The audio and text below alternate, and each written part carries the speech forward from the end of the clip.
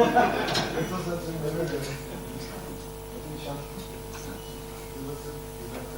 you?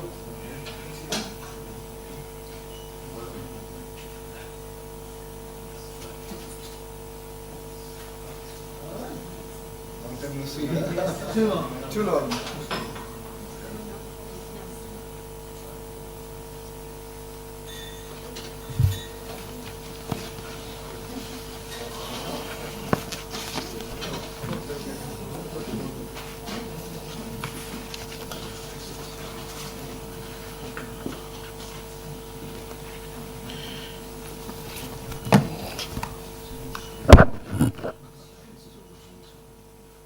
Warami, greetings, namaskaram, salam, sasrikars, greetings and warm evening welcome to all of you, ladies and gentlemen.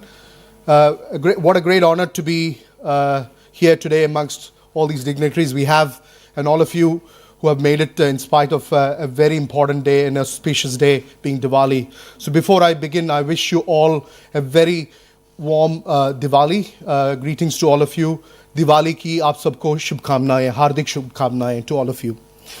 Before I begin further and continue, I want to acknowledge the traditional owners of the land we are gathered here. I pay my humble respects to their elders past, present and emerging. And I also acknowledge any of the First Nations indigenous leaders amongst us here. It's indeed a pleasure and honor on behalf of the Australia-India Business Council and our co-hosts and our main hosts here at the Parliament House, the Parliamentary Friends of India for New South Wales, led by the co-chair, the Honourable Warren Kirby, MP, and also joined by the Parliamentary Friends of India parliamentarians, Karishma Kalyanda as well, along with the Parliamentary Friends of India and also the Consulate General of India, Sydney here.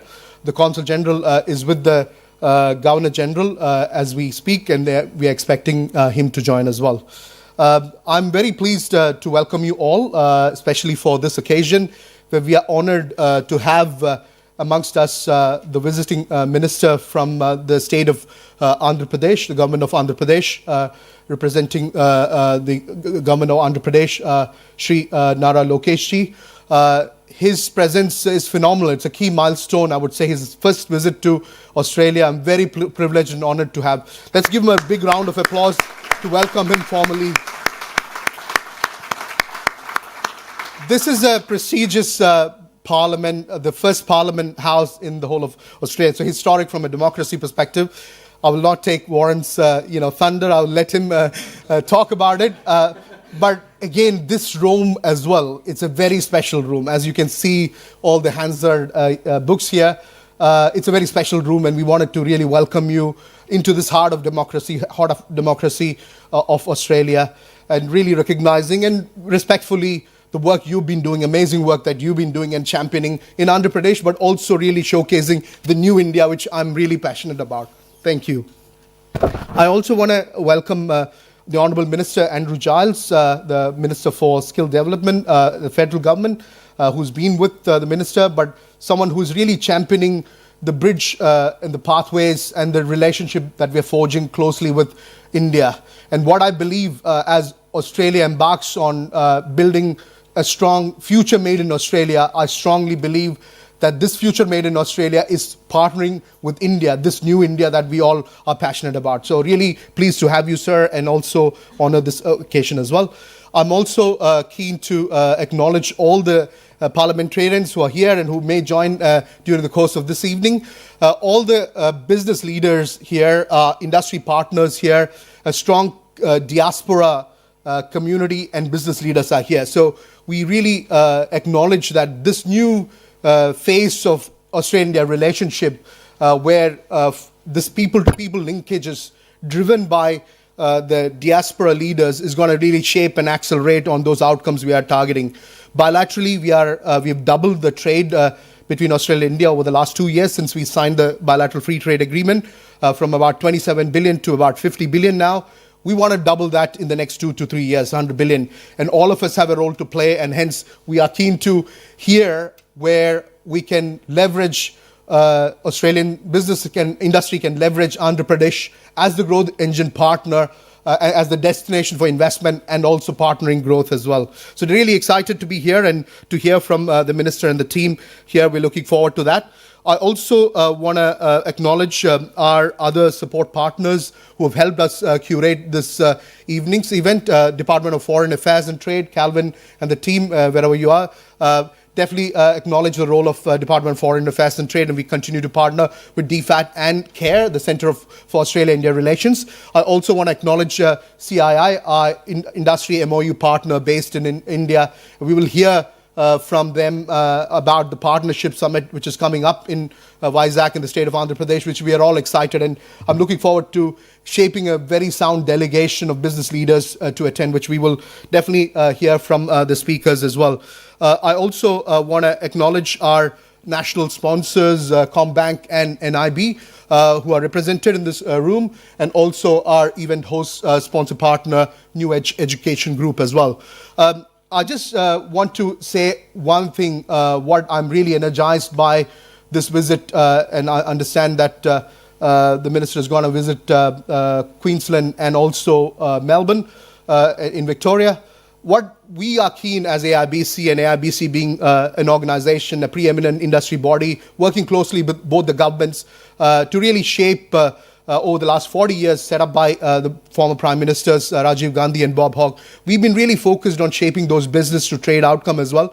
But what we are excited about is the state-to-state opportunities as well, across infrastructure, across manufacturing, across those more modern sectors, the sunrise sectors, including clean energy and skill development as well, which is very rightly so, very important. And very pleased when the Minister highlighted that the portfolio he holds is human resource development. It's also sustainable development focused on those new skills and also uplifting the whole society as well. So definitely a conscious, sustainable development and enriching those talents as well, where Australia and India can partner. So really acknowledge and really keen to hear, and I'm sure all of you you are excited as well. I must be honest that when we were putting together this event, we are cognizant that it is a Diwali day, but I'm really pleased that we've got overwhelming support. I wish you all well, and hopefully you can get back to your prayers and also be with the family later in the evening. So without much ado, and I will continue to facilitate this evening, I will now invite, and I thank all of you. What I would do is, if I can also acknowledge the support from Aruna Chandralaji, wherever you are, Aruna. Yeah, you are here. We might just do a token of welcome for the two guests we have. If I can invite the Honourable Minister.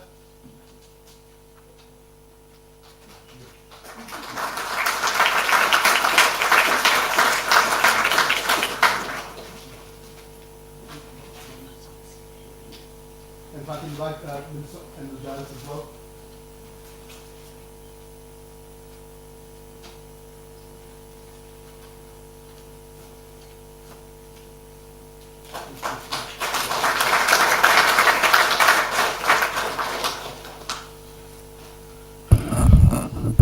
Thank you all. We'll kick off without much ado. If I can invite the Honourable Warren Kirby MP, the co-chair of Parliamentary Friends of India, New South Wales, and member of Riverstone, to offer his remarks and his welcome as well on behalf of the Parliament.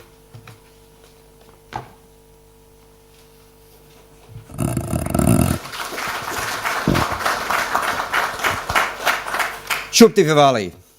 I think that's how we should start this evening's proceedings. I would also like to acknowledge that we are meeting here this evening on the land of the Gadigal people, and who are the original custodians of this region of Sydney, one of the very first places in all of Australia to be colonised. And we are meeting in the oldest parliament in New South Wales. And I extend my respects to elders past and present, and any people of Aboriginal heritage that may be with us. Meeting here in Australia's oldest parliament, the People's Parliament, specifically in this room, the Jubilee Room, is just as auspicious in some ways as the day that we are celebrating. Up above us we have the Greek goddess of knowledge, who looks down on us and reminds us that knowledge is the mother of wisdom and virtue. This occasion that we're talking about, we're celebrating. Many people tonight, I'm sure, will pray to the goddess Lakshmi for prosperity. And we know that this all comes as a response of lifelong learning, of making sure that we get to know one another, and all of that comes through education. So to be in this room on this day for the meeting that we're having is something to tell us about the things that are all coalescing to make sure that this relationship between India and Australia really kicks off. And there are many, many ways in which we complement one another in this relationship. I should acknowledge we have some MPs in the room. We have Justin Clancy hiding over the back there, who's just joined us. We have Charisma Kalyanda, who are my parliamentary colleagues here. Special thanks to Minister Giles for bringing Minister Lokesh to visit us in this wonderful occasion. Your very first visit. I hope that it is better than your US experiences. But when we think about what we need to do in these bilateral ties, how we need to come together, of course there are many avenues in which Australia and India complement one another. Of all of the relationships we have with different countries around the world, the bilateral relationship between India and Australia is in many ways the ones where we have the most commonality and the most touch points of connection. If we talk specifically about education, there are many ways in which our two countries can work together for mutual benefit. We have some of the most advanced educational systems in the world here between our university sector and our TAFE sector. We also have some of the most stringent requirements and regulations when it comes to everything from construction through to all of the rules and regulations required to build things, which means that our education system, both in a formal academic sense, is very, very strict in the pass and fail, and it also means that the industry learning is very, very high as well.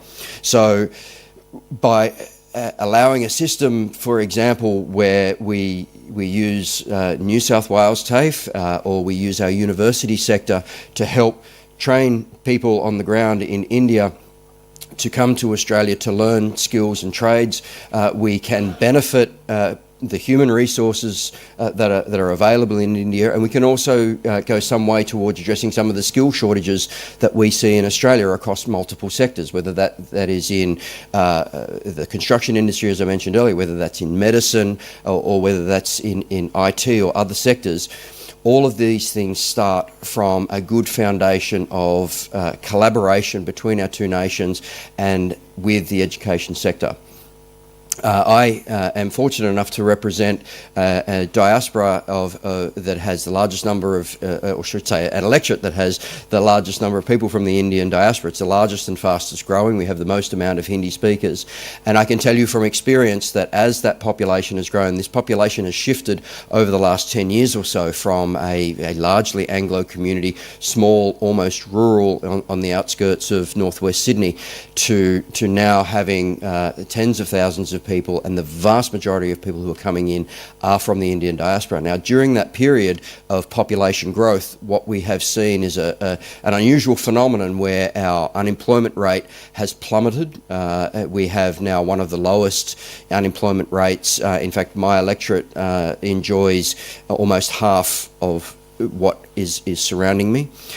We have seen a significant drop in the rates of crime and criminality, and we've also seen a significant increase in educational outcomes. And this has come about not despite the population that we've seen, but because of that. And so then we go back to how all of this works together with these complementary attributes that we have between Australia and India, and why it is a natural fit for the two of us to be together. And at the risk of stepping on the Minister's toes here about the foundations that were laid with the bilateral trade agreements, but they are the foundations that were laid, and it's incumbent upon states to then start building upon that to grow. When we're looking at economies that are approaching into the trillions of dollars, when we look at the way that Australia can complement that, whether it's with education, whether that's with raw materials, either in the mining sector or in our agricultural sector, whether we're looking towards things like the technology that we use in farm and agriculture here and how that can be transported and utilised in India, and the production manufacturing capabilities in India, the way to take innovation into commercialisation in India, it means that there are enormous amounts of opportunity for both Australian businesses and Indian businesses to work together, not for the benefit of one individual company and certainly not in a purely transactional sense, but in a mutually beneficial way where we can genuinely come together and work together to grow the economies of both countries and to uplift the opportunities that exist for our relative populations. So I'm very, very excited about this evening. I'm very, very excited to listen to the wisdom of the ministers that have come here to join us. And thank you so much to the industry partners. Thank you to AIBC, Irfan in particular, for all his tireless efforts in making these connections happen. And for the people who are in the room here today who are going to make this happen, we have now that we have reached India as being the second highest migration rate, we have built the human bridge that is the final piece of the puzzle that's been required to make these opportunities work. So I encourage each and every one of you to walk away from this room after your prayers for prosperity this evening, then start working on ways on how we can collaborate together, how we can make the dream and the concept come to realisation. Thank you.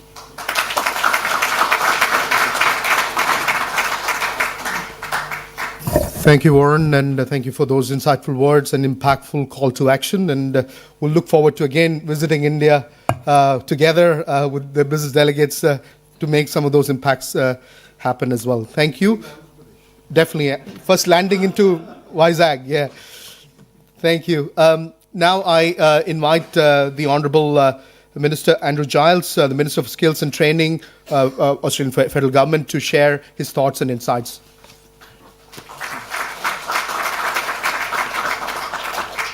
Thank you very much, Irfan. It's a great pleasure to be here. I want to begin my remarks too by recognising the Gadigal people as the traditional custodians of the land on which we're gathered, and paying my respects to elders past, present and those who are emerging too. Minister Lokesh, it's a great honour to have spent some time with you today, and I really do look forward to hearing your more formal remarks this evening. It's a privilege to be part of the conversations that we are having. As Warren was suggesting, and indeed as Irfan said, many of the opportunities between our two countries will be navigated not just at national level and not just at business to business level, but through the considered engagement of subnational governments who understand their regions, their economies and their labour markets. And having read a little bit about the success story of Andhra Pradesh in recent days, it was wonderful to hear you talk us with such enthusiasm about what has been done, but more particularly for what is to be done, and to think about the shared opportunities that presents. So I'm very much looking forward to hearing from you, and we'll try and keep my remarks brief so we get to you quickly, Minister.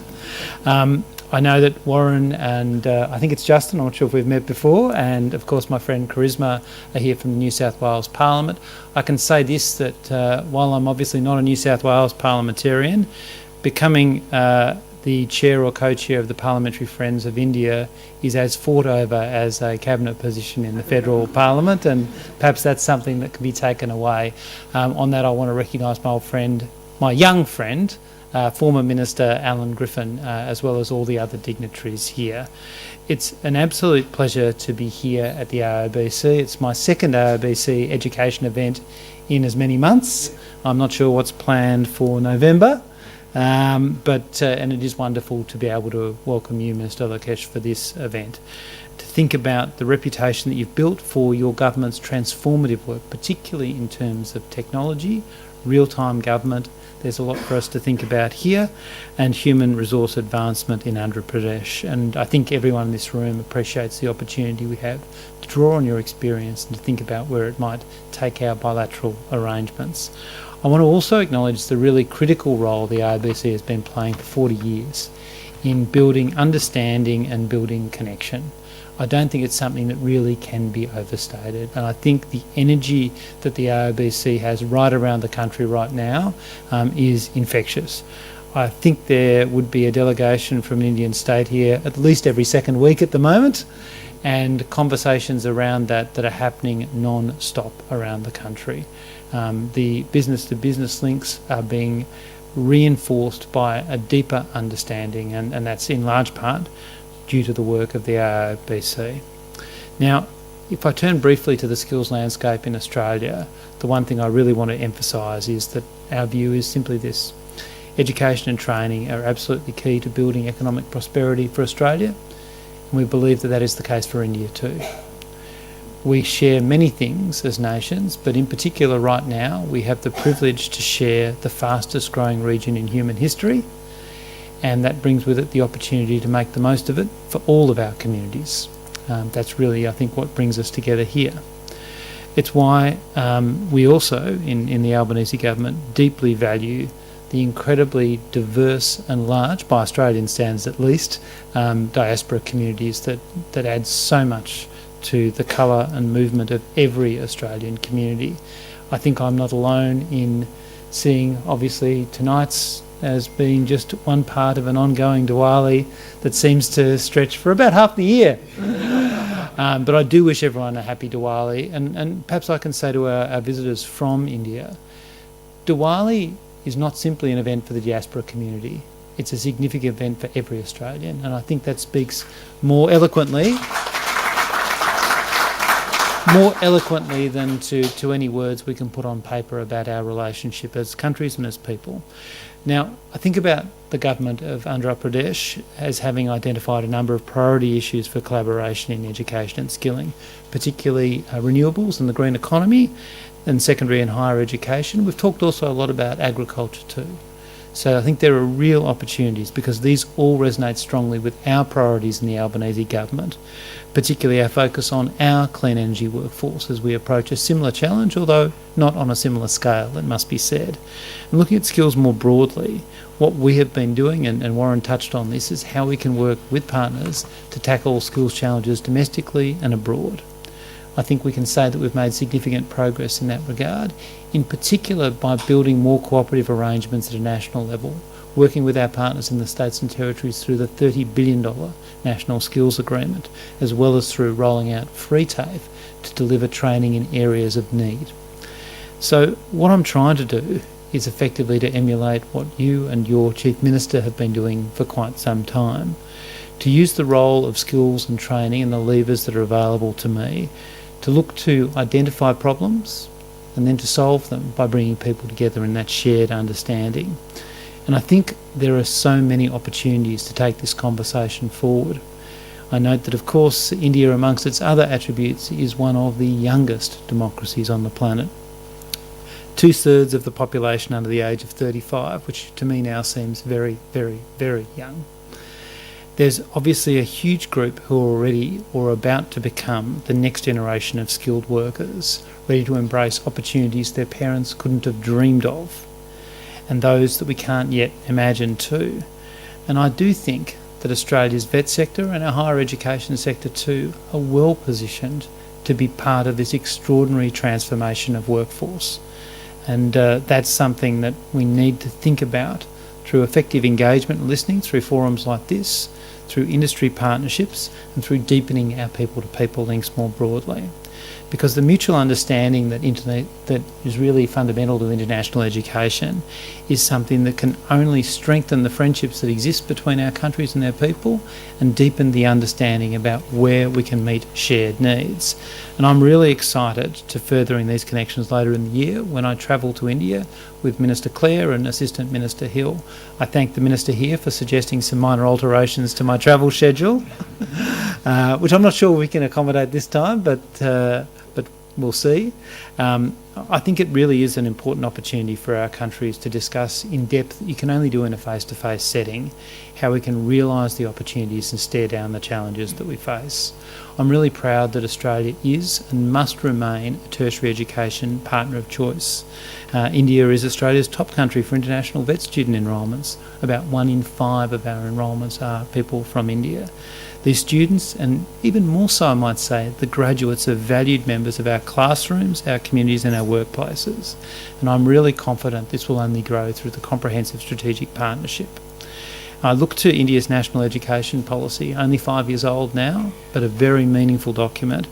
The internationalisation of education provides deep collaboration opportunities for institutions at both ends. I'm really focused on how Australian vet providers in particular can play a role in meeting the extraordinary skills challenge that you grapple with every day in Andhra Pradesh. A labour market that's rapidly changing and a volume of people entering that labour market that I find hard to imagine. And for me, I do recognise, on the one hand, we have a vet system that is globally recognised. And we're very proud, but we also acknowledge the challenges that we face. I think recognising those challenges domestically and the opportunities internationally can provide a great synergy for us to realise all of these opportunities. So I'm very keen to hear from you, Minister, and I'll end my remarks now, because hearing from you, having the perspective of your government brought to Australia, brought to this beautiful room in Sydney, is fundamental, from my point of view, to making sure that the Australian skills and training system can be all that it can be for people who come to Australia and sending skills offshore as well, but also so that we can more profoundly deepen the relationship and understanding between our people, which I think is fundamental to the future that we both would like to see. Thank you very much.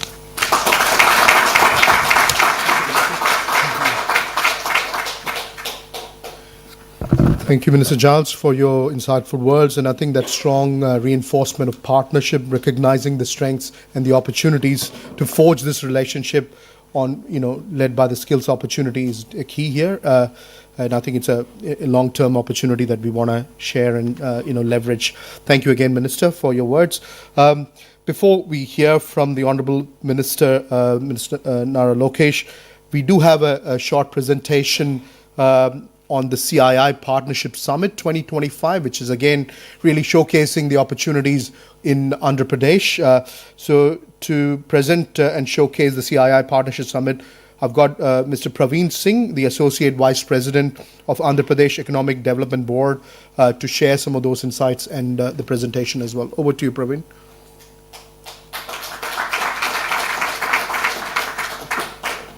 I'll sit from there. Okay. Thank you.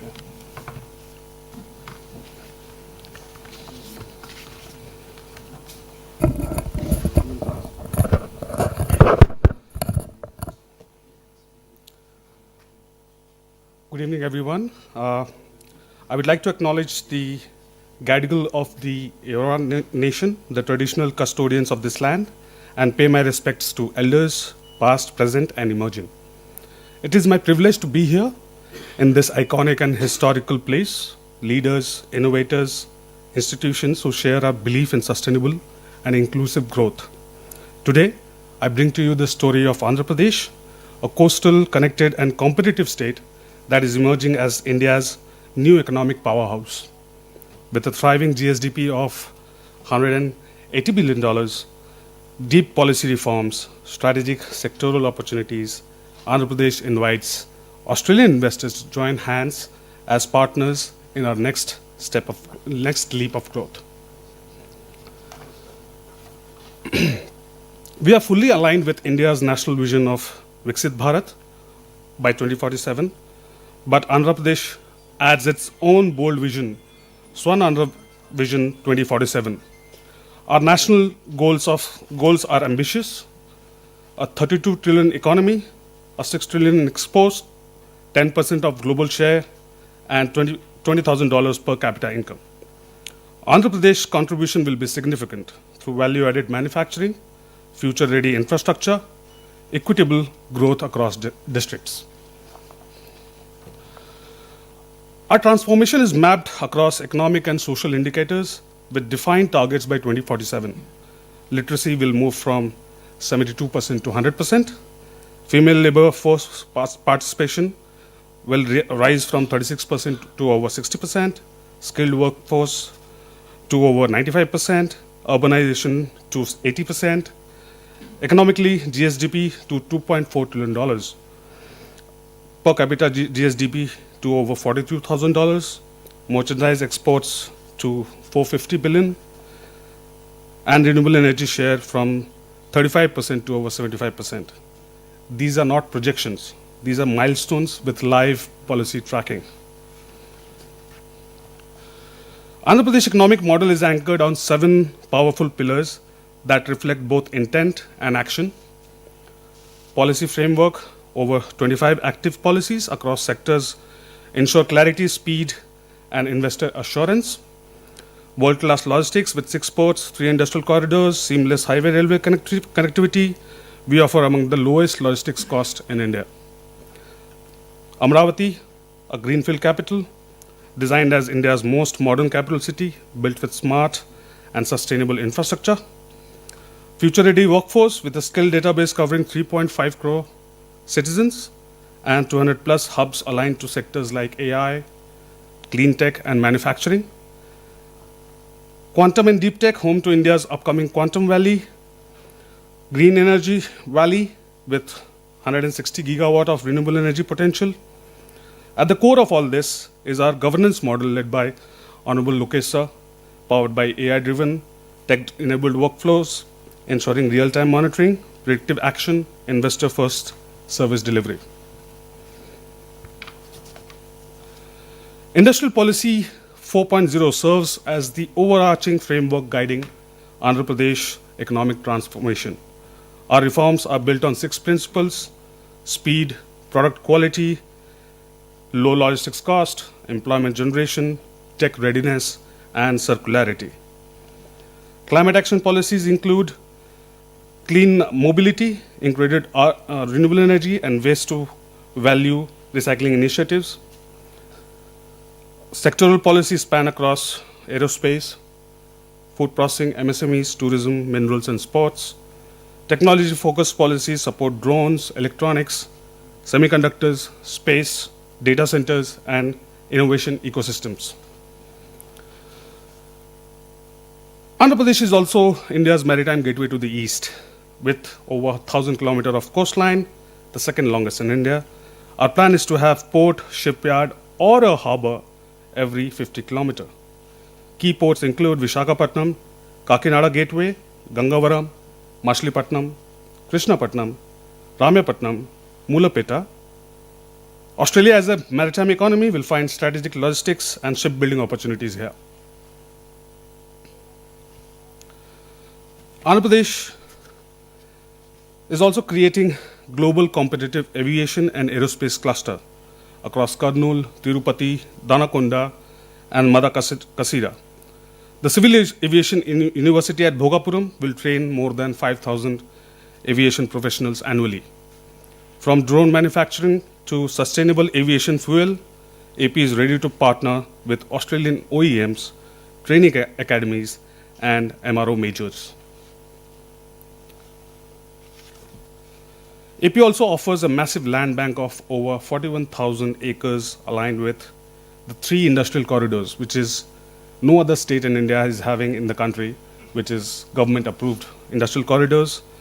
Visakhapatnam, Chennai Industrial Corridor, Chennai-Bangalore Industrial Corridor, Hyderabad-Bangalore Industrial Corridor. This land is ready with utilities, zoning, and trunk infrastructure, ideal for plug-and-play projects. We have also identified high-potential clusters in petrochemicals, which is in Mulapeta and Krishnapatnam, food processing, Rayalaseema and Godavari Belt, iron and steel, Kadapa and Anantapur, pharma and medtech, Visakhapatnam, electronics, Tirupati, Koparthi. These are the names, but these are the clusters which we are developing in the state. Renewable energy in Anantapur, Kurnool, and Kadapa. Each cluster is policy-backed and investment-ready. Amravati is being built on a model capital city, combining strategic location, thematic city zoning, world-class institutions, smart infrastructure and utilities with access to highways, ports, and airports. Amravati offers a compelling destination for urban innovation and administration. Andhra Pradesh is also one of the first Indian states to commission a green hydrogen valley with goals across indigenous hydrogen manufacturing, clean fuel-based startups, R&D clusters, and global academia collaboration with 160 plus gigawatt of RE potential. This is a natural fit for global clean energy firms from Australia.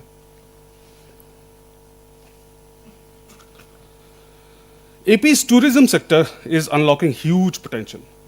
10,000 plus hotel keys, 1.5 lakh plus women-led homestays, 20,000 to 50,000 new rooms by 2029. Private investment target is $2.9 billion by 2029. Tourism GVA doubling from 4.6% to 8%, connected by a single tourism super app. From wildlife and temples to Buddhist trails and beaches, we are unmatched in natural and spiritual tourism. Now, Visakhapatnam, it's now a leading tier 2 tech hub with 48 universities, institutions, more than 25,000 affiliated colleges, over 38 million people in tech talent catchment. We are a budding capacity for GCCs, AI, analytics, and digital services, and invite Australia's tech and education institutions to co-create here. AP has a 38 million strong talent pool with over 25.2 million within the age of 15 to 39, ready for next generation employment. We are building a deep tech ready workforce through the Naipunyam Digital Skills Universe, a statewide skilling architecture. The ecosystem includes universities, skill hubs, digital platforms, mobile-based learning tools for maximum access. We are partnering with Infosys, Cisco, Oracle, Microsoft, and many more to align skills with global industry demand.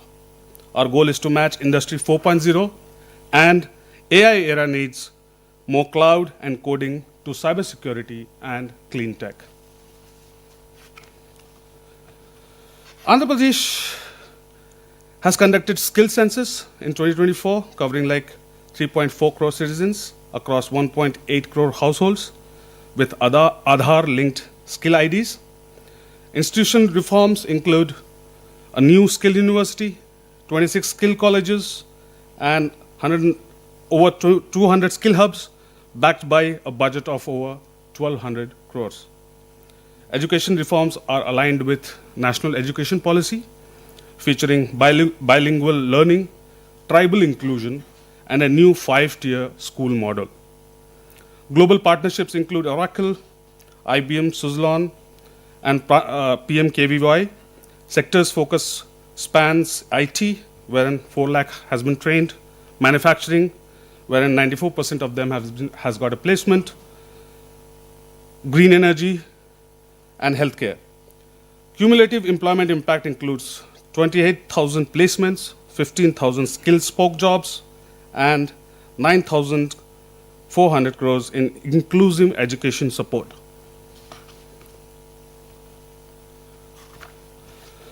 In Vijayawada and Rajahmundry, we have launched the Ratan Tata Innovation Hub, which is focused on one family, one entrepreneur. Angel and VC access, corporate and educational partnerships, infrastructure, clean rooms, prototyping labs, Internet of Things. We welcome Australian accelerators and R&D groups to connect with this bottom-up entrepreneurship platform. Andhra Pradesh is pioneering governance 4.0, a data-driven, AI-enabled, and people-first model. A state data lake will unify all government data into a single source of truth, enabling cross-department insights. Our Aware Hub, going live by November 2025, will monitor 42 real-time parameters from satellites, drones, CCTVs, and Internet of Things IoT devices. The AI intelligence layer will will detect patterns, trigger responses, and guide predictive governance. Citizens will access 700 plus public services via WhatsApp with real-time redressal going live by August 15th. It has already been live, sorry. Sorry. This is not a pilot, it's a quantum governance at scale, and Amaravati will lead India's transformation. In just past 12 months, AP has secured over 120 billion in investments with the potential to create 7 lakh jobs. These are across clean energy, electronics, food processing, and ports, and reflect real investor confidence in AP. I would like to invite all of you to the Partnership Summit 2025 to be held on 14 to 15 November. The venue is Visakhapatnam. This will be a landmark event showcasing project-ready pipelines, MOU signings, and global cooperation across industry and innovation. Let me conclude with a heartfelt invitation. Join us in building sustainable, inclusive, globally competitive, and innovation-led economy. Let us shape the next decade together as partners, collaborators, and chain makers. Thank you.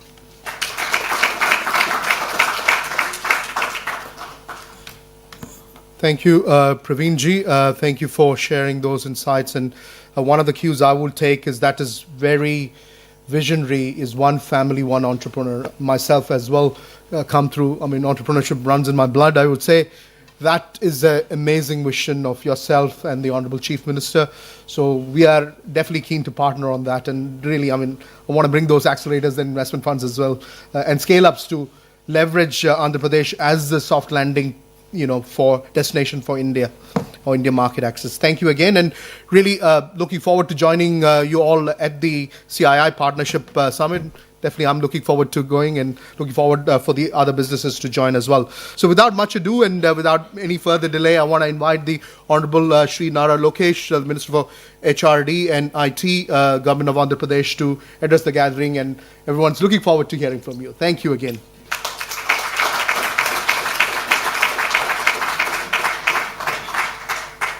That's okay. A very good evening. Thank you very much for having me here. I would like to specifically thank the Honorable Minister Andrew for spending almost a better half of a day with me and sort of welcoming me and explaining to me how Australia works, especially on the skill side of things. So really appreciate your time. I'd like to also thank the Honorable Member of Parliament, Warren, who's here, Justin, who's also here, and Karishma. Thank you very much for hosting me. Wonderful place, historical building. Let's wait and watch whether democracy is really working or not. Interesting times we live in. So if Praveen has not done his job in convincing all of you, I'll take another shot at it. So I'll give you 3 specific reasons why you should look at Andhra Pradesh. The first one being is we have a leadership with a track record. So for those of you who don't know Mr. Naidu, this is his 4th term as Chief Minister. He's a 75-year-old young man. When you meet him, you'll understand it why I said he's young. He's very young at heart. He comes with abundance of energy. But what makes it different this time around is he's backed with a young team. So 50% of the legislatures are first-time MLAs. 17 out of the 25 ministers are first-time ministers. So he's backed with a very young team with a lot of fire in the belly to get things done. And that's what makes it different. And Mr. Naidu is the reason why Hyderabad is what it is today. And people who were kind enough to give him an opportunity to build a legacy all over again. And he's now doing it with the new Andhra Pradesh, divided Andhra Pradesh. The second reason is speed of doing business. And I can give you 2 specific examples of it. One, I'm sure all of you have followed the Google's announcement. It's the single largest FDI investment in Indian history, and it's landed in Visakhapatnam. It's a greenfield data center that's getting built out there, and it's not only the data center, it's the whole the landing station, the sea landing cable station that's coming out there. And we are really excited about building the entire ecosystem. I've had an opportunity to meet a few of the data center developers here in Australia, and I've had the opportunity to invite them to Visakhapatnam. But we're really excited to build a larger ecosystem. And we got all this done in 13 months, which is 1 month more than what we agreed with Google on. And once we agree to work together, it's no longer your business, it's our business. And first thing you'll see getting created is a WhatsApp group. We love WhatsApp. So WhatsApp group gets created on a daily basis. We actually review these projects.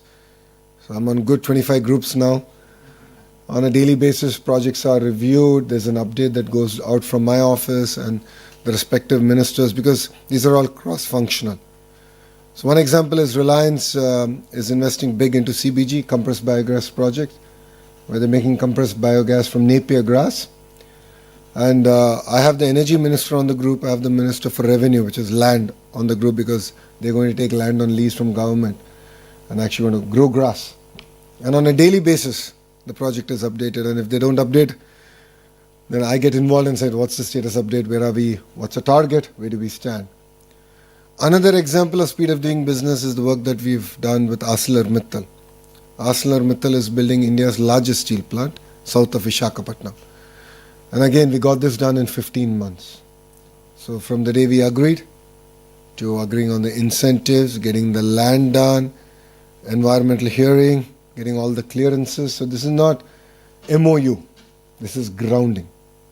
We are not here to sign papers. We are not here to do MOUs. We actually want to deliver on the field.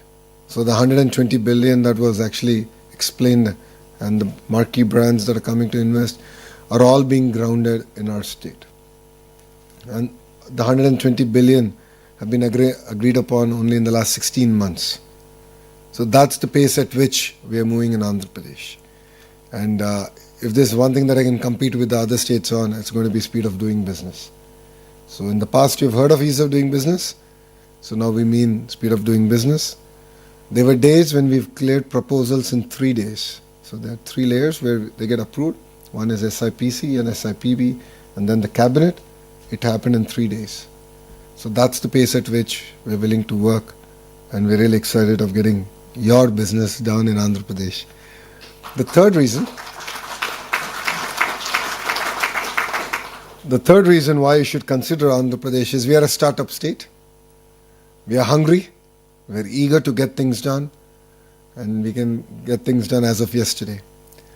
And as a political establishment, we are a regional party, but then we have national interests at heart. So we believe that we can positively influence policy at the federal level, which I believe which is good for the nation. And in the whole process, Andhra Pradesh has the first mover advantage. And this is not the first time we're doing it. We have done it in the past with privatization of airports, deregulation of the telecom sector. Mr. Naidu led the initiative around digital currency. And now we've done that in data centers. So we positively influence policy. And that's something that we can do.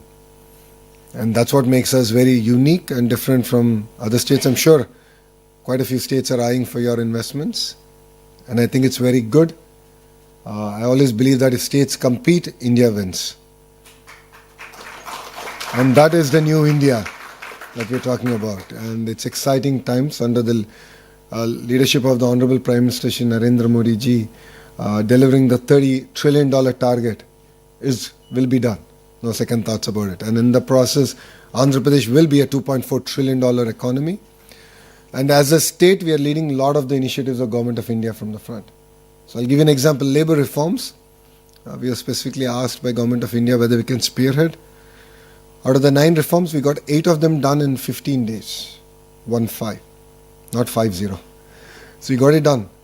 And the other one in the next cabinet, we're going to actually clear it. So we are leading from the front in terms of reforms. And Mr. Naidu believes that we should support reforms because that's the only way we can remove the shackles of bureaucracy on the state growth and governance.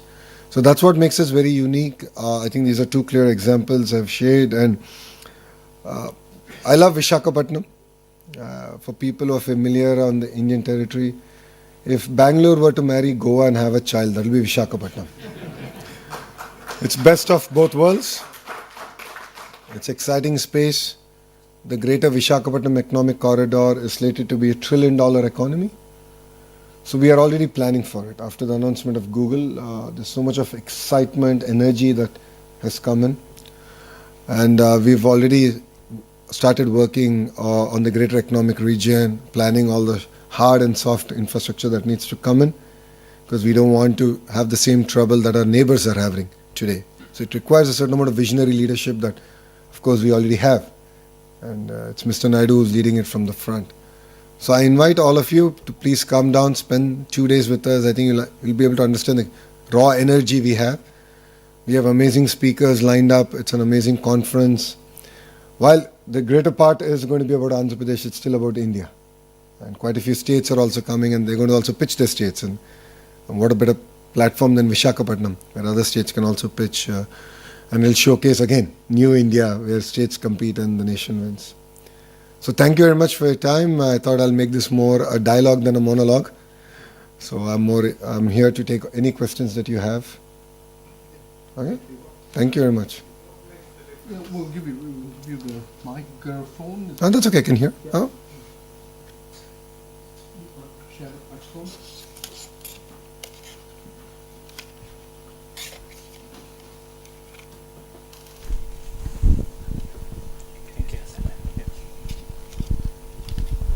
Sorry, I'm Shravan Kumar. How are you? Great. Yeah, so what makes the difference from the past government to yours? Because the pain I had personally with the investment, so-called, with the previous government, and then I lost my father, been fighting with legally, politically, everything. What makes the difference with your government then? Well, people have spoken. We won 94% of the seats we contested. Yeah. It's a clear mandate given to us to create jobs. And we actually we made a promise that we're going to create 2 million jobs in 5 years. Yeah. It's a very bold promise, and that's why I'm here. That's what brings me to Australia. And I think day after tomorrow, the Honorable CM is going to UAE. We've done roadshows in Singapore. I was in London. We've done some very exciting work there. But see, one thing if you notice is that, yes, there was a little bit of pain in the last 5 years, but the policies that we created, or companies that landed in Andhra Pradesh between 14 and 19, Kia and few others, though they had challenges, but none of the incentives or the policies that we came could be overturned. Because whatever we do, the policies that we come out, have a strong institutional framework that stand the test of time and politics. So this is Mr. Naidu's 4th term. It's not his first term. He's a very seasoned politician. He understands the importance of system policies and ability to implement them. So if you've seen it in the past 10 years, 9.5 years of his, between 1995 to 2004, and then 14 to 19, and now, it comes with strong backing and policies. So that's what really helps. And the mandate is clear, 94%. I mean, it's with a lot of humility we take that, and we are here to deliver on our promises, which is to create jobs. And in the process, we'll end up creating a vibrant economy called Andhra Pradesh. Thank you. Yeah. We'll just finish, and if you have time, we'll come. Huh?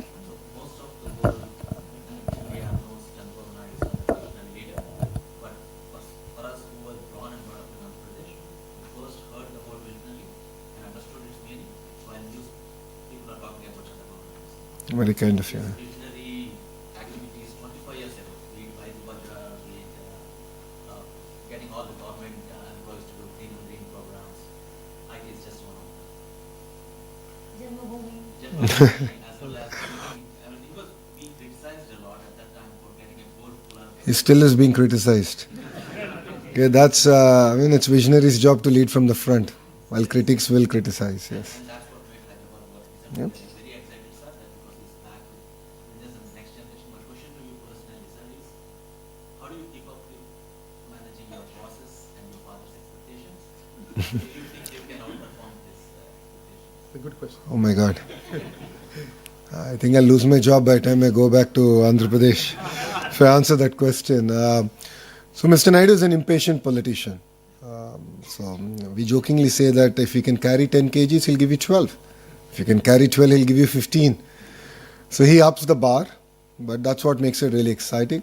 And that's why you see a lot of youngsters working for him. And he mirrors the energy and the commitment that the Honorable Prime Minister has for the nation. And there's this new term called double engine sarkar, which is double engine train government in India. It's called double engine government. That means it's the same government in the state and in the center. I say we have a double engine bullet train sarkar, which is 2 engines bullet train government. Because you have Mr. Naidu and you have the Honorable Prime Minister. They bring raw energy and passion. Both of them are 75 years old, but you don't see that age on them. But we're leading from the front. And that's what makes it very unique and exciting. I think it's very difficult to live up to the expectations of Mr. Naidu because it's a moving goalpost. The closer you get, keeps going.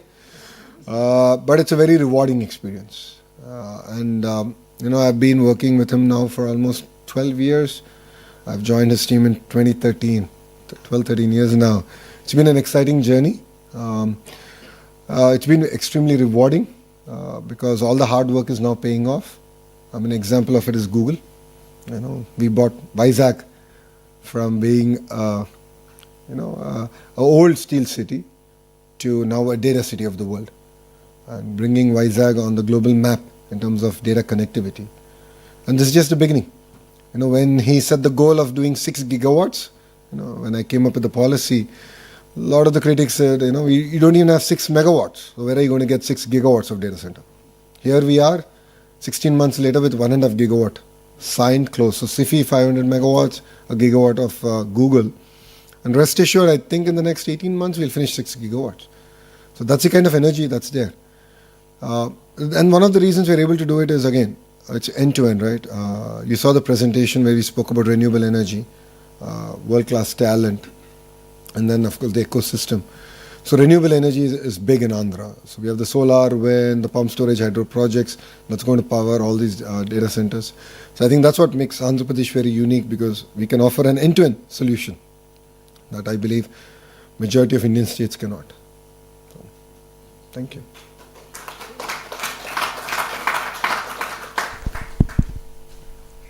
Not sure if we need the mic.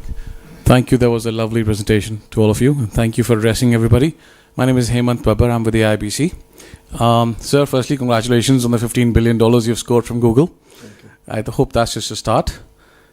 You've been here for, some time now. Yeah, 2 days. 2 days is pretty good. Actually, 24 hours. 24 hours, okay. Look at the time from I landed to where I am now. So have you rested at all? Well, I hope. Where do you see, in your opinion, Australian businesses entering into Andhra Pradesh with what you've seen so far? And where do you see those opportunities aligning between the two countries? I think that's a very good question. If you look at sectors like skill development is one sector that I saw there's great opportunity. Education, again, a lot of work that we can do together. Mining is a sector, of course, it's a natural sector for both Andhra Pradesh and Australia to work together. Parallelly, I've seen agri-tech as one of the areas that we can possibly collaborate. Today when I had a lunch with a few of the CEOs, one thing I said in agriculture is it's not just about wheat and corn. There's a lot more innovation that we can do around horticulture, sectors like mushroom, which today don't exist in Andhra Pradesh. So agri is a very, very big sector for us to sort of focus and collaborate. You do have a vibrant startup ecosystem. That's one thing. Through the Ratan Tata Innovation Hub, we can sort of collaborate, and India is an amazing launch pad in that sense. So these were a few of the sectors that we thought we can start working together on. Renewable energy, of course, is very something that we can build on. You have an amazing education system here around it. So sharing with the Honourable Minister here that green molecules, so taking renewable energy to green molecules is going to be very, very important for us as a state. So that's another area that we can collaborate. But I think the Economic Development Board shared opportunities around automotive, space, defense, drone, compressed biogas, aqua, quantum computing, pharma, medical devices manufacturing, steel. Now Russia is also investing big with their acquisition by Rusal of an alumina refinery in Andhra Pradesh, which is going to bring upstream and downstream industries also coming in. So I think Andhra Pradesh in that way is opening up across sectors, and that's what will make us very unique compared to other states in India. Thank you, sir. Lovely. Thank you. It's a very long answer for a short question. Welcome to Thank you. welcome to Australia, sir. My name is Vish Vishwanathan. I am from Australia India Business Council, working with Mr. Irfan. As we have industry chapters. I'm very proud to lead this chapter called Make with India, encouraging Australian companies to make with India. Yeah. It is basically implementing Prime Minister's vision of Make in India. Yeah. So we want to implement that in Australia. So definitely it's a very welcome, that your visionary program for Andhra Pradesh. I mean, what we would like to suggest is, apart from the sectors one of the promising sectors which is definitely there is the health and pharmaceuticals. Yep. And then also defense and security is another area which a lot of potential is there. And the third one is the sports. As you know that Australia is also, we're going to have the Olympics, and there are many other games going to be happening in Brisbane. So that's another sector which you may like to consider. So together, as to assist you from Make in India point of view, we are there to assist you. No, thank you for bringing up sports. I believe that's very important. It builds a lot of character and resilience.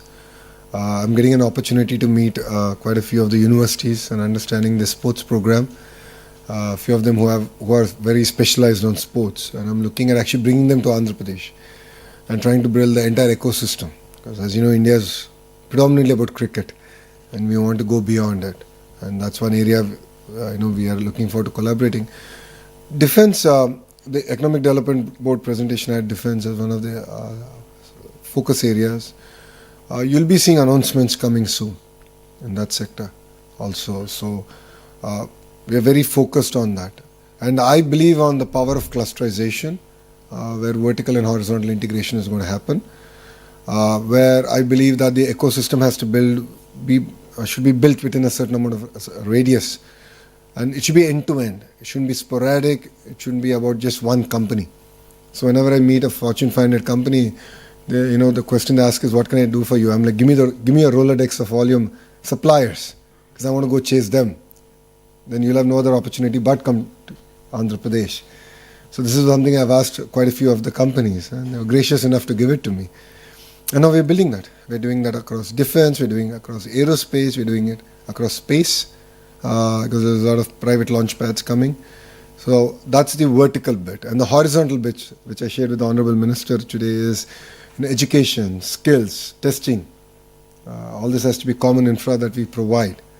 So that's where I believe in the power of clusterization, and each district, which is the administrative unit in India, should be focused on one specific thrust area and build competencies around that.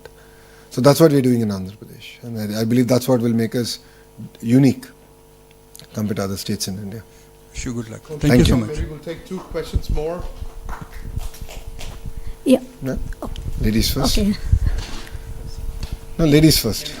Ladies first.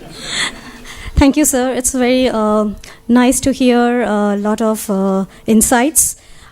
Myself, Dr. Tanima Banerjee, I'm a young scientist. I'm very much interested towards the women in STEM. I just wanted to know what are the opportunities in Andhra Pradesh in women in STEM, and if there is any scheme, and what are the new opportunities for the entrepreneurs, those who wants to connect with Andhra Pradesh government, and a lot of student exchange program and many other schemes if it is. So would like to hear from you, sir. Oh, thank you. Thank you for bringing this up. For me, gender parity is very, very important. So we are actually are starting it from kindergarten. I've already done a bit of work in school education, where first grade, second grade textbooks, when you have household chores in that and their pictures, they only have women doing it. So we've changed it. We've made it 50-50. Sorry, men, you have to pitch in. You have to clean up. So I believe in it. We're very passionate about it. And fundamental change happens through primary education. That enables, when you bring about these changes, it enables also women an opportunity to think beyond the traditional sectors. Two, historically, Andhra Pradesh has done better with women in STEM. As a political party, we take a lot of pride and credit for it because the founder of the party actually created a university just for women, which is in Tirupati. Padmavati University is just for women in Tirupati. So Andhra Pradesh that way has done far better than other states of getting women more into IT and STEM in extension. I think we can do a lot more. I agree, exchange programs are important, and we had again an opportunity to talk with the Honourable Minister and few of your other political leadership here to explore those. In terms of entrepreneurship, that's where the Ratan Tata Innovation Hub comes. Today it was about a larger presentation, but Ratan Tata Innovation Hub is, the main hub is in Amravati, the main center, and then you have the nodes that are out in the major economic zones. They're all being mentored by industry. So the RTIH main hub is done by the Tatas themselves, one by Adani, one by JSW, one by Mega Engineering, one by Greenco, which is the largest renewable energy company in India. So that we got all of them to mentor, because it's not just about money. Especially for startups, they need mentoring, they need access to market. That's what we're doing. Yeah. And it's being led by a young IAS officer she's from IIT Kharagpur, who then went on to the Indian Administrative Service. So we've identified even administrative leadership that can support the political will to get things done. So we have aligned that. So with the Ratan Tata Innovation Hub, it's just the beginning, because I think we're a month old in RTIH, but we have a clear trajectory in terms of what we want to deliver. So again, I believe that will make us different. So I also believe that if student exchange program can be happen, so Australian students could learn something new from the Indian students, and also Indian students can learn from the Australians. So this exchange will again will strong our bilateral relationship. No, absolutely. I get asked this question a lot. As an alumni of Stanford Business School, a lot of Indians ask me, why Stanford? How is it different from an Indian business school? And one of the thing I say is that, when you go to a different culture and when you're surrounded by people from different parts of the world, you tend to appreciate things far better. Exactly. And you understand a lot of context with which questions are asked and the way people contribute to your classroom. And this is my first trip to Australia, and it's been now just over 30 hours since I've set foot on your soil, and I've learnt a lot. And I'm truly amazed with what Australia and Andhra Pradesh can learn and work together on. And on that note, I would also like to thank, where's Calvin? There he is. I would like to thank Calvin and the leadership here in Australia for having me down. Honestly, if not for you, I wouldn't have made it this far. But I think, they've really curated an experience. And I was actually asking my team, does India do this? Do we have a similar program? And we should actually do it. Even at state level, we should do it, where we are able to bring in thought leaders from across the world to come and visit. I think there's a lot to offer, a lot for us to learn and a lot that we can offer to the world. So thank you. Sir. Thank you. Thank you, sir. My name is Ram Gorlamandula. I'm an illustrious alumni of Sri Satsai Institute of Higher Learning, Puttaparthi. Oh, nice. And a resident of Kadapa, but been here for the last 2 decades. Oh, wow. So I run a multi-family office practice, specifically focusing on helping Australian family offices to invest in high-growth Indian startups. Oh, nice. We have invested not in unicorns, but unicorns were created 10 years ago. So we invested in minicorns, which are now unicorns. Wow. So we hold a few of them in our portfolio today. Based on my decade-long work across these markets, there are 3 or 4 major observations that I've made. One, for example, I do a lot of work with AMTZ in Vizag. Yep. I've visited AMTZ many times and happens to be a co-alum who is currently chairing the zone there, Mr. Sharma. Yeah. So Jitendra Sharma. So I visit there quite often. Exceptional individual. Excellent. So one of the major things that I've realized is when we try to create a market access program for medical devices from AMTZ, biggest issue was regulatory approvals in Australia. If there is any way, as a representative of the government, that you could actually create a representative office for TGA, Therapeutic Goods Administration, in AMTZ's office. Okay. So that medical device organizations and products that are manufactured in Vizag could actually comply with Australian regulatory approvals to fast track that. Something that regulatory agencies here have done very well with China in the last 3 decades. So same applies to building material industry. So there are organizations like Standards Australia, Master Builders Association. Many of them have operating representative offices in various parts of China. And because of that, if you go into any building material hypermarkets, the likes of Rees, Bunnings, so any of these supermarkets where you find building materials, you have a significant influx of Chinese products. And primary reason, because Australian regulators were called into those manufacturing clusters, so that manufacturers who are manufacturing there had significant insight of what is required to get a watermark certification for a Chinese tap to be sold in Australia or a Chinese lamp to be sold here. That is something which is currently missing with India. And more fundamentally, looking at Andhra Pradesh as such, something that we've done very well at that capital is not to invest in India but invest in Bharat. So Andhra is a real definition of Bharat. So and something that I share very commonly with many of my tech entrepreneurs here, Australian tech ecosystem is already significantly late in embracing Indian tech employment scene. So don't go and compete for talent in Hyderabad, Bangalore, Chennai, Mumbai, where it is significantly overcrowded. Go for new age cities like Vizag. Go for new age cities like Coimbatore. So on that note, may I be bold enough to ask you, sir, that you put a reference white paper in front of the government to say that to create an Andhra Australia Global Capability Center as a single center of excellence for all Australian technology companies to have a global capability center out of Vizag, so that every Australian company is based in a single city, and all these technology companies who are significantly late entrants compared to the Fortune 100 companies out of America are possibly discovering talent out of Bharat rather than hunting for talent out of India. Thank you. I think 2 specific asks. One, AMTZ is a great example of vertical integration and the cluster approach, right? So we got the vertical bit down. Now I have to work on the horizontal, which is the entire skills, the education, and of course testing, certification. And that's something we take strong feedback on. The same initiative we need to do in the aqua sector and various other sectors. So I'll work with my counterparts in the Australian government, and we'll put out a paper out there, and we'll figure out this journey together. And that's something that we're going to do. Competing with other states, I think I'm doing a half decent job. I'm getting called names for doing it, but that's okay. I mean, again, I come back to the point that if states compete, India wins, Bharat wins, and that's new India. So it's competition is very good. As long as it's healthy, I think we can take the country forward. Makes us sharper, makes us hungrier, and states that are complacent will end up losing.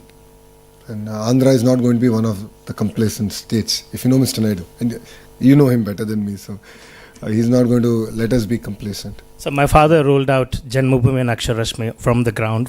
He's a college principal. Oh, wow. Unfortunately, he lost his college in previous government when they took away the government-aided program. So you're a victim. Okay. So our family has been a main funder of the college for more than 45 years in the village. The aided. Yeah. So we now have a building with no teachers to teach. I understand. Yeah. That's one thing we couldn't stop.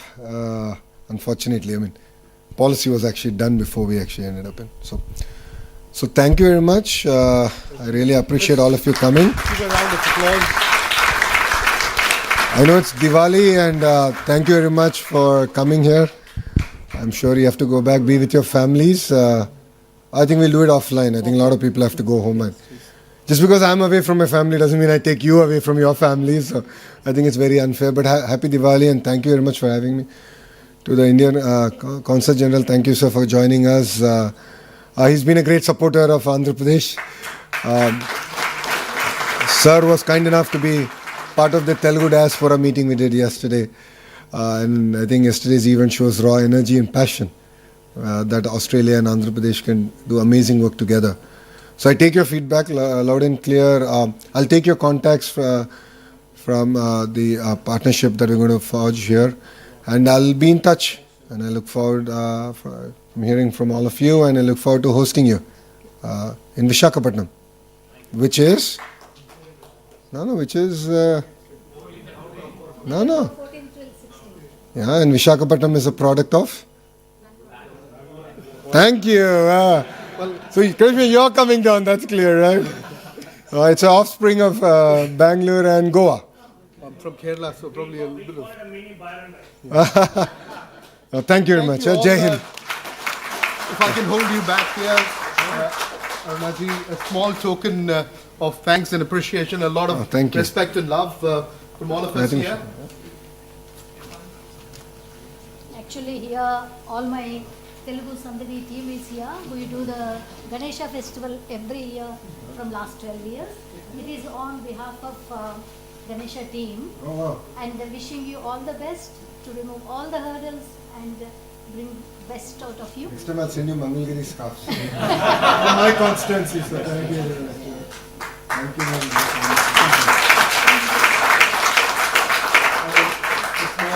Small token as well. Boomerang? Yes, Boomerang and kangaroo. Everyone will be happy. Koala. My son wanted a real kangaroo. Back and back. For Brahmani. Oh, thank you. Yeah. And I got something for my favorite person in the world is Chandrababu Naidu. Calendar 2010. Oh, thank you very much. Please give him on my Always. Thank you again. Appreciate that. And indeed an honor, God not from us. Look forward to forging those strong partnerships. Thank you. Thank you. Thank you. Please, we will have time for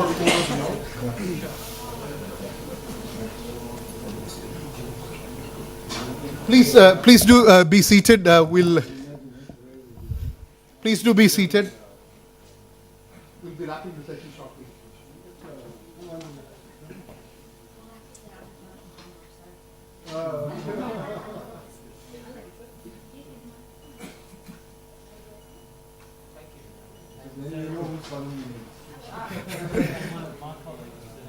Please, if you can be seated, I will invite.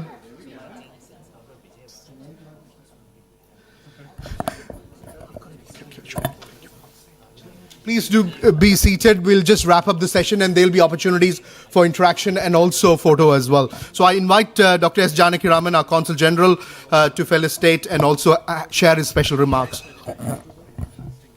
Please be seated. I promise I won't take much of your time. Thank you very much.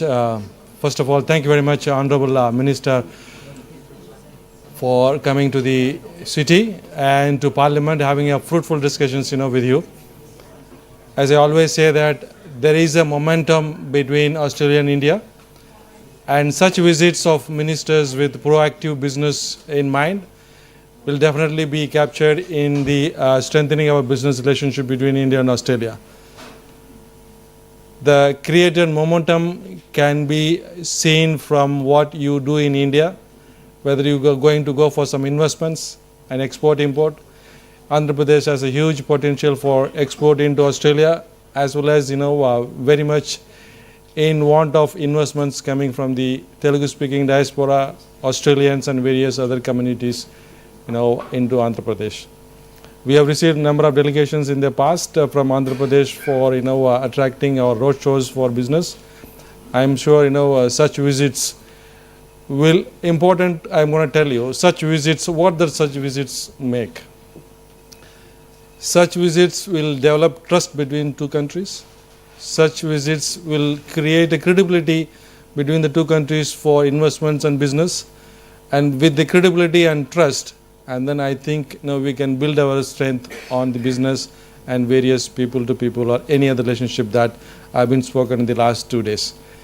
So as I said, I won't take much of your time. I just leave you here with a good night and happy Diwali. Last simple slogan I always say: design in Australia, make in India. And Andhra Pradesh is there to welcome